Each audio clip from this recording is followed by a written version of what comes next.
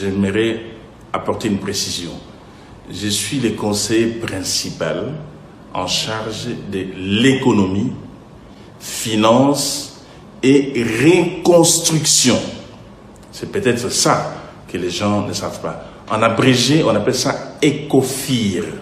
Économie, finance et reconstruction d'une manière générale. Ce n'est pas forcément reconstruire en termes de bâtiments, mais reconstruire les concepts, reconstruire par exemple le modèle économique, reconstruire, je dirais, notre administration fiscale en appui donc des ministères sectoriels. Donc j'apporte tout ce qui est rénovation, tout ce qui est réforme, quel que soit le matériel ou l'immatériel. Alors les concepts, donc reconstruction, c'est un concept globalisant. C'est pourquoi vous me voyez partout pour accompagner chaque sectoriel. Là, nous étions dans la construction, j'accompagnais mon collègue de l'infrastructure. Oui, mais il semble... Mais pourquoi c'est vous qui devez effectuer ce contrôle? Vous nous avez expliqué ici tout de suite que c'est par rapport à la présidence et que c'est un projet. Donc, vous pouvez expliquer à nos internautes? Les programmes présidentiels de lutte contre la pauvreté et la réduction des inégalités sociales, le chef de l'État a choisi les comptes spéciaux FPI pour véhiculer ces programmes. Il pouvait choisir aussi un autre programme, non plutôt un autre compte spécial. Nous en avons 11 comptes spéciaux, mais là nous avons choisi le FPI. Et je ne suis pas le seul à pouvoir, je dirais, accompagner les programmes. Il y a aussi mon collègue. Peut-être que ça n'a pas été visible, le contrôle effectué par mon collègue de CP David Moukeba, et que moi, ça a été visible, mais il n'a jamais été dit que je suis le seul exclusivement à apporter, je dirais, apporter ce travail sur mes épaules. Au contraire, nous sommes avec mon collègue David dans tous ces programmes. Alors, concernant le FPI maintenant, qu'est-ce que vous pouvez nous en dire? Parce que les gens sont en train de dire que voilà, il y a eu surfacturation, il y a eu beaucoup d'argent et que vous avez détourné cet argent. Est-ce que vous avez reçu cet argent ou qui gère cet argent? L'argent est géré exclusivement par FPI sur les 14 millions qui représentent l'enveloppe de tous les projets. Ils ont à ce jour, FPI, parce que c'est eux qui gèrent, ils ont sorti plus ou moins 3 millions de dollars. Donc les 11 millions de dollars sont portés sur le compte à la Sophie Bank et à Equity Bank, bien entendu, sous contrôle des FPI. Nous ne gérons pas. Nous ne faisons absolument rien. La gestion fiduciaire est faite par FPI. La gestion sur terrain est faite par les agences locales d'exécution. Il y en a deux, le diocèse de Mbujimaï et le gouvernorat du Kassai oriental. Et le contrôle sur terrain est fait par l'étude d'architecte Crest qui fait le contrôle sur le suivi des travaux conformément au cahier des charges. Mais ici, on peut dire ça comme ça. Les gens se posent la question de savoir pourquoi dans ces travaux, d'abord ils font un amalgame entre complexe et deux bâtiments. Ils disent que ce n'est que deux bâtiments et comment ça se fait que deux bâtiments peuvent coûter 3 600 000 par bâtiment. Qu'est-ce que vous pouvez dire là-dedans? Et si on devait en même temps faire une comparaison avec le complexe qui a été également construit par Dikembe Mutombo. Bon, il ne s'agit pas de 3 600 000. Moi, je parle de 14 millions, c'est l'ensemble. Un complexe compte environ 10 à 12 bâtiments. Donc d'abord, ce n'est pas deux. C'est de 10 à 12 bâtiments. Il y a d'autres bâtiments en étage. Et si vous prenez par exemple le centre ou le complexe hospitalier de Kantsele, là, en dehors de l'hôpital, nous avons l'unité de transfusion sanguine. Et nous avons aussi une morgue d'une capacité de 45. Et ce serait la morgue de l'État qui pourrait servir à l'ensemble de la province du Kassai oriental. C'est l'ensemble de tout ça qui fait le complexe. Alors dire que c'est 3 600 000, moi je n'en sais rien. Ça c'est les gens qui spéculent, qui prennent les 14 millions et ils divisent par 4. Non, c'est 4 complexes à Mbuji-Mayi. Et quand on dit complexe, c'est-à-dire l'ensemble des bâtiments qui composent, je dirais, les complexes. Mais on a entre 10 à 12 bâtiments. Vous-même, vous avez eu l'occasion de les visiter. Sans compter qu'il y a 2 écoles, type 6 classes, mais à Mupompa, parce que là, nous sommes dans un territoire reculé. Est-ce que ce n'est que les 14 millions, ce n'est que pour la construction des bâtiments, ou bien c'est aussi pour les instruments et le matériel qui va composer non seulement les écoles et également le matériel médical qui sera également dans les hôpitaux? Le complexe est composé d'abord les travaux de génie civil, la construction. En dehors de la construction, vous aurez les équipements des écoles et les équipements des hôpitaux. Et vous connaissez très bien les équipements des hôpitaux, ça coûte très cher. En dehors des équipements, vous avez le forage. L'eau en permanence dans le complexe comme c'est une denrée rare dans les Kasaï orientales. Et cette eau, il y aura des bornes fontaines pour servir toute la population qui habite dans les 200 mètres du rayon du complexe. Et ensuite, on aura une PV, donc ce qu'on appelle le courant d'origine photovoltaïque, parce que l'électricité, il y a carence d'électricité dans les Kasaï orientales. Je profite pour dire que ce que nous faisons dans les Kasaï orientales, c'est un modèle pilote. Ce serait dupliqué dans toutes les zones après l'espace Grand Kasaï, parce que nous allons nous étaler dans les autres parties du Kasaï, du Grand Kasaï, donc c'est-à-dire le Kasaï central, le Kasaï, ainsi que le Sambo, donc le Sambo et l'Omami dans les Cabinda. Ça, c'est le Grand Kasaï.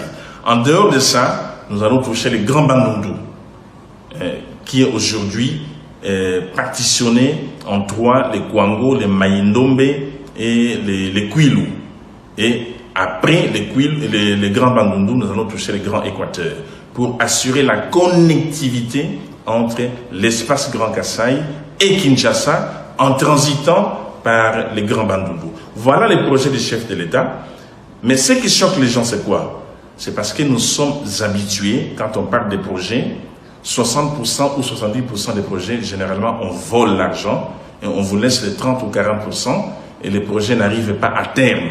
Ce qui fait que nous faisons des ouvrages qui sont des éléphants blancs. Mais aujourd'hui, nous venons avec un modèle qui prouve à suffisance que nous irons au bout du projet. Les gens ne croient pas. Je pense qu'ils raisonnent en absurde parce qu'ils ont l'habitude de ne pas voir les projets à bout. Mais cette fois-ci, avec Fatchi Béton, nous irons au bout. On a les projets Tchilégelou, Katende, et vous qui avez dû aller superviser celui-là de la construction des écoles et des hôpitaux. Qu'est-ce que vous pouvez dire à nos compatriotes? Parce que nous étions sur place, nous n'avons pas vu de construction dans ce sens-là. Qui s'occupe en tout cas du contrôle de ces projets et pourquoi ces projets n'ont pas abouti? Tchilégelou, c'est le projet ministère des ITPR avec l'OVD, Office de voirie et drainage. Et ils ont, dans le cadre de partenariats publics et privés, ils ont donné ça à CREC7. CREC7 finance les projets Tchilégelou et se fait rembourser sur présentation des factures. Ils ont mis du temps parce qu'il fallait faire des caniveaux avant réellement de parler de la chaussée. C'est peut-être pas visible parce qu'ils ont fait d'abord les caniveaux. Donc je ne pourrais pas dire grand-chose. Vous devriez vous rapprocher de l'OVD et du ministère des ITPR pour avoir des éléments en termes de timing sur Tchilégelou. Les projets Katende, dans la production de 64 MW à Katende, c'est un projet phare. C'est ça qui donnerait le développement de l'espace Grand Kasaï, parce que sans énergie, les Kasaï ne vont pas se développer. Mais ces projets coûtent 400 millions de dollars, minimum. On peut aller au-delà. Alors, nous sommes en phase de pouvoir boucler ces projets et finaliser l'audit technique et financier, parce que c'est un projet qui a été abandonné depuis très longtemps à l'époque de Mobutu. Et avec l'audit technique et financier, ça permettrait aux financiers de s'assurer réellement du coût du projet avant de se lancer. Mais selon les dires du chef de l'État, il est fort possible que l'État congolais se prenne en charge lui-même de financer ces projets à hauteur de 400 millions de dollars environ, afin d'assurer les travaux d'équilibre de Chilkatende. Et le projet agroalimentaire, est-ce que vous en savez quelque chose et qu'est-ce que vous pouvez nous dire peut-être pour nous informer? Voilà, personnellement, je n'ai pas beaucoup d'informations, mais je sais que le projet d'Aipen Lukelenge, il est vraiment en phase de pouvoir, je dirais, être à maturité pour produire des œufs et des poules de chair. Et je sais aussi qu'il va falloir relancer les projets agricoles Kwadi, pour lesquels le chef de l'État a donné des instructions assez claires au ministre de l'Agriculture afin d'assurer une autonomie plutôt alimentaire dans les Kasaï orientales.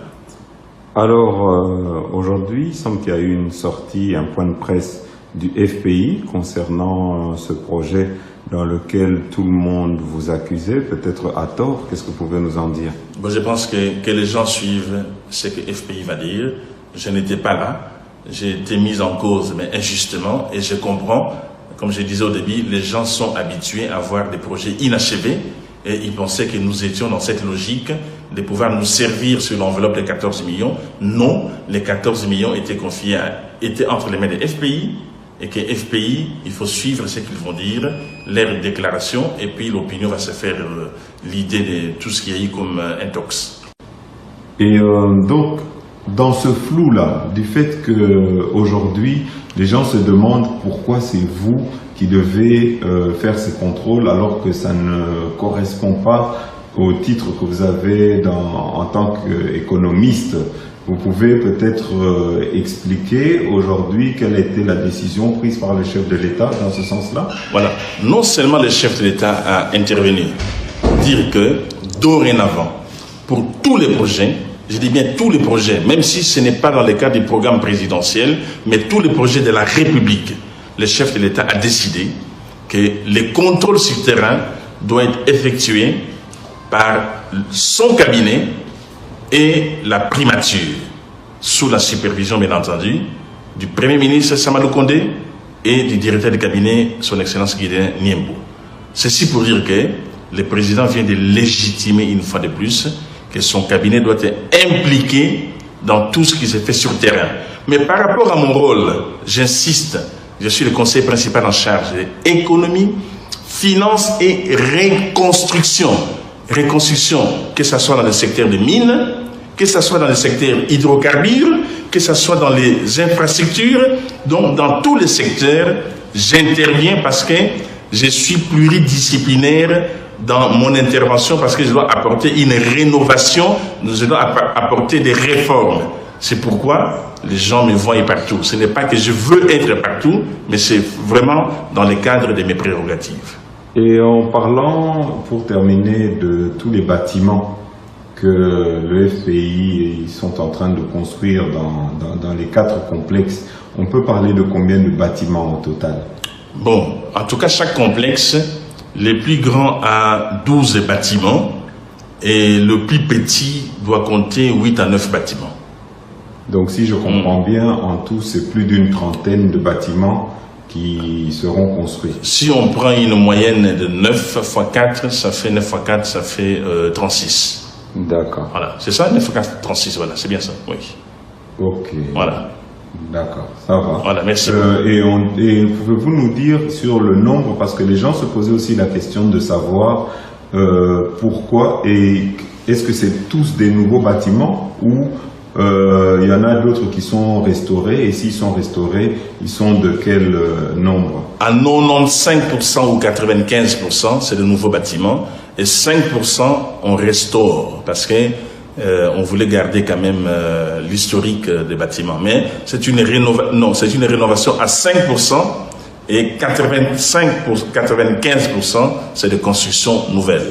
Il y a des personnes qui demandent à ce qu'il puisse y avoir une enquête de l'IGF ou bien des enquêtes parlementaires. Vous, qu'est-ce que vous en dites? Très bien, c'est une très bonne chose.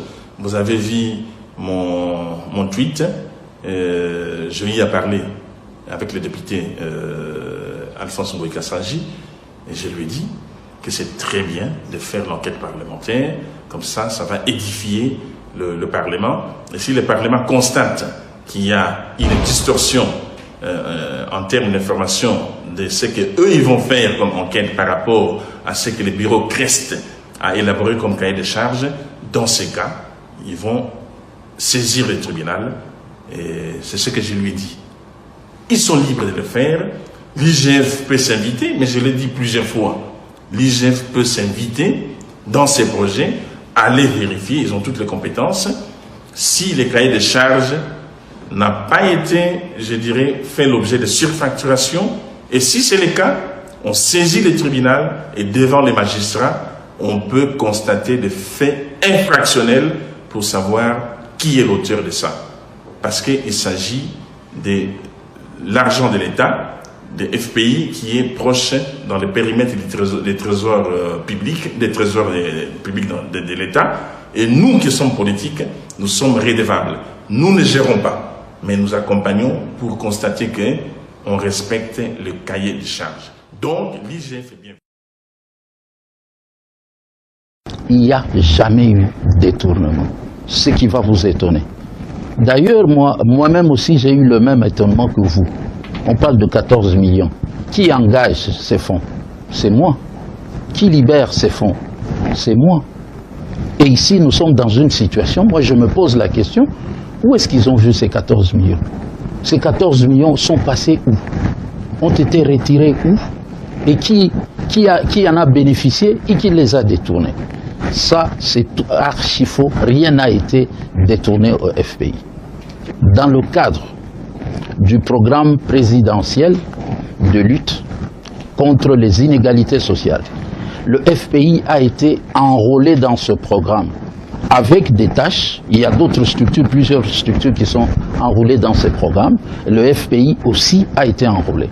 Nous avons accordé de subventions à 2 ALE, ce qu'on appelle agences locales d'exécution. Et ces 2 ALE sont le gouvernement du Kasaï oriental et le diocèse de Bujimaï, pour exécuter des travaux précis. Au niveau du gouvernorat du Kasaï, le FPI a accordé autour de 10 800 000 $ pour des infrastructures à réaliser.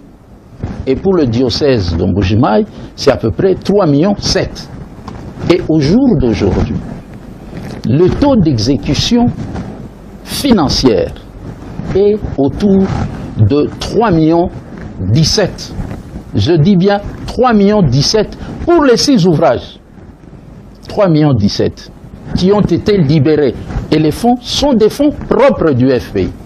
Il n'a jamais été question d'un emprunt extérieur ou de combine quelque part. Ce sont les fonds du FPI. Voilà la procédure telle qu'elle est. Le gouvernorat a fait la passation de marché dans toutes les procédures requises. Le diocèse aussi. Et quand ils ont fait la passation de marché, d'ailleurs nous avons été étonnés par le professionnalisme dont ils ont fait montre dans la passation de marché.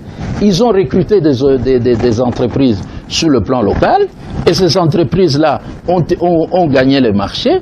Ils nous ont fait rapport sur les entreprises qui ont gagné le marché, qui sont des entreprises locales, et qui ont pour rôle de pouvoir aider aussi à ce que non seulement on crée l'emploi localement, on fait circuler l'économie locale et nous les payons à partir des banques locales sur place. Donc pour notre part, nous pensons que ces débats que les autres essayent d'amener sur d'autres terrains que nous ne maîtrisons pas en tant que technocrates, nous expliquons clairement que ce qui se fait, c'est fait dans les normes.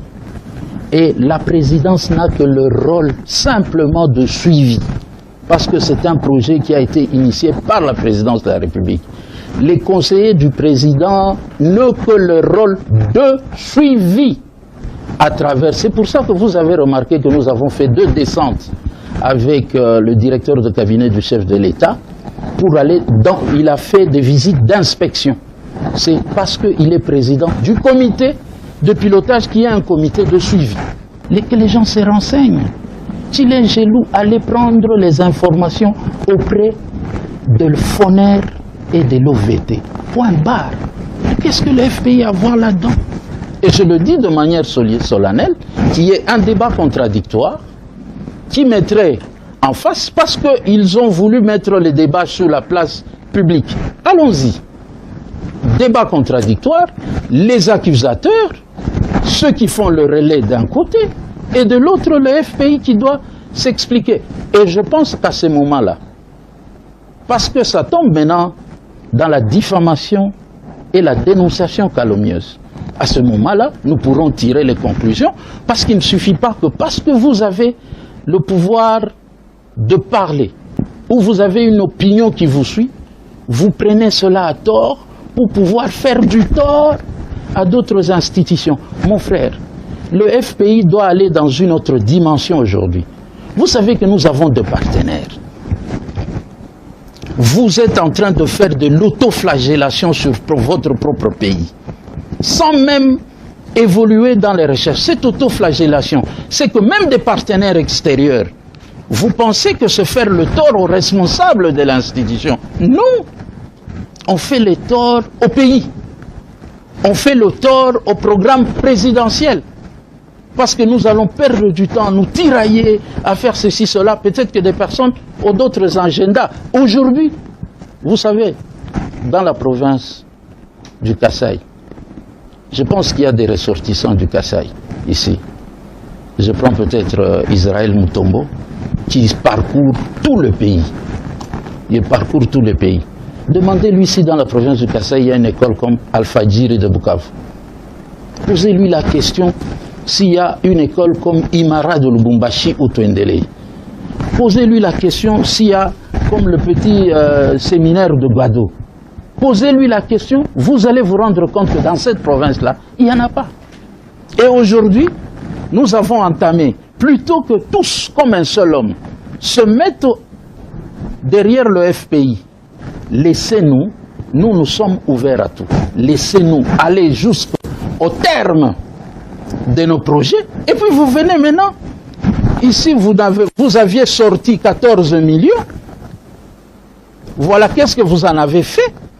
Mais nous sommes à 3 millions 17. Et là, c'est le tollé. Moi je me dis, je ne suis pas politique, mais c'est peut-être des gens qui veulent quelque part saboter les programmes du chef en créant